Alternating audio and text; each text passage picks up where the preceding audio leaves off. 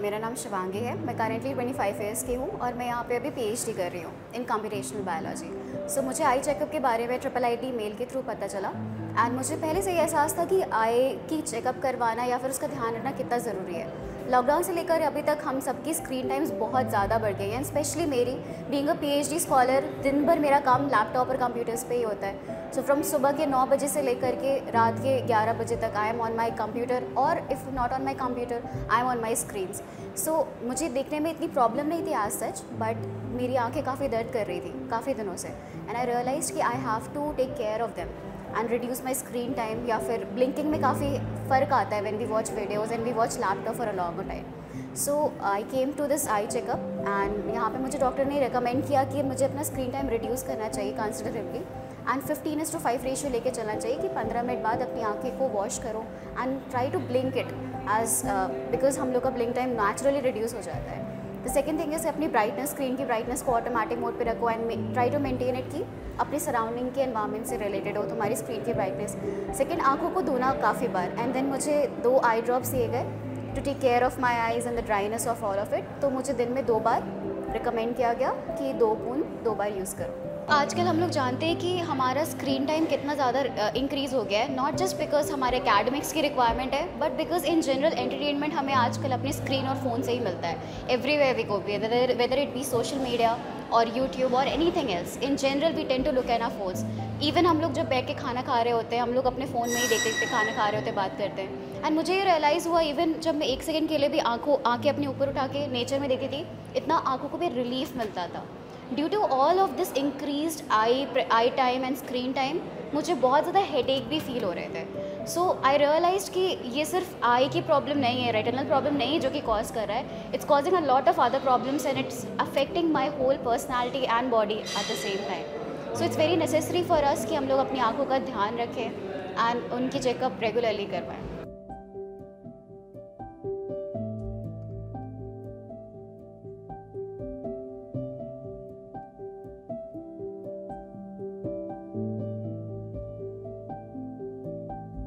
नमस्ते, मैं शांतनु IIIT दिल्ली का छात्र हूँ। 2006 में मेरी आँख में बॉल लग गई थी। उसकी वजह से 2014 में मेरी आँख में रेटिनल डिटैचमेंट हो गया। डिटैचमेंट होने के बाद मुझे राइट आई से दिखना बंद हो गया। उसके बाद मेरी 3 सर्जरीज हुई।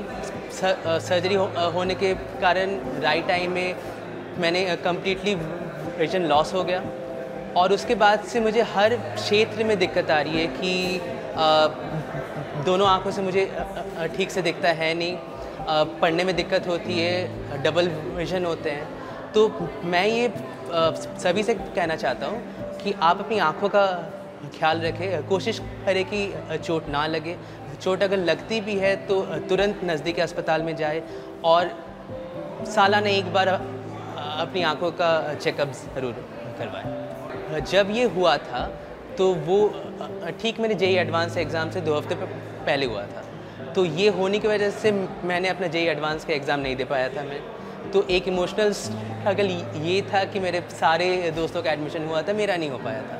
उसके बाद से जब एक आँख से आपको नहीं दिखता अचानक से, तो वो एक ट्रॉमेटिक एक्सपीरियंस होता है कि अभी तो मुझे दिख रहा था इस आँख से, अब मुझे नहीं दिख रहा। उसके बाद मैं आज भी किताबें नहीं पढ़ पाता हूँ बिकॉज़ दोनों आँखों से मुझे एक समान नहीं दिखता, तो लाइंस एक साथ मिक्सअप हो जाती है।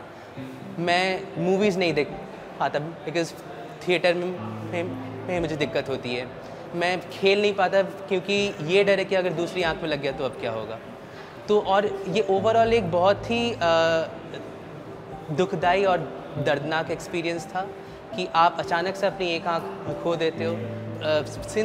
सिंस आपको डेप्थ के लिए दोनों आँखों की ज़रूरत होती है, तो ये मुझे हमेशा होता है कि जब भी मैं सीढ़ियाँ उतरता हूँ तो मुझे दिक्कत होती है। मैं जज नहीं कर पाता कि वो कितनी गहराई पे है। मैं अगर कहीं भी ऊंचाई पे खड़ा हूँ तो मुझे नीचे देखने में डर लगता है क्योंकि वो डेप्थ में समझ नहीं आता, वो 1 फीट है कि 5 फीट। सो हाँ, ये एक बार हुआ है कि मैं ऑलमोस्ट गिर गया था सीढ़ियों से। वो जब शुरुआत में जब ऑपरेशन हुआ था उसके बाद, तो हाँ, ये दिक्कत मुझे आती है डेप्थ की वजह से। मैंने एलोपैथी ट्राई किया। मैं पिछले 8 साल से एलोपैथिक ट्रीटमेंट में हूँ। वो सर्जरी के बाद से मुझे आज तक कुछ खास इम्प्रूवमेंट दिखा नहीं है, लेकिन आज यहाँ पे आने के बाद 5 मिनट में वो ड्रॉप्स के बाद मुझे बहुत ज़्यादा इम्प्रूवमेंट दिखा। मैं जहाँ पे N/18 तक मैं पढ़ पा रहा था, तो अभी वो N/12 तक आ गया नियर विजन में। मैं पिछले 8 साल से एलोपैथिक ट्रीटमेंट में था, तो ऑपरेशन के बाद से मुझे आज तक कुछ खासा इम्प्रूवमेंट दिखा नहीं है इसमें, पर यहाँ आने के बाद 5 मिनट में ड्रॉप्स डालने के बाद मुझे बहुत ज़्यादा इम्प्रूवमेंट दिखा। नियर विजन जो पहले N/18 था वो भी N/12 तक आ गया है। तो मैं होपफुल हूँ कि आयुर्वेदिक ट्रीटमेंट्स से ये इम्प्रूव हो सकता है, और मैं इसको अभी ट्राई करने वाला हूँ।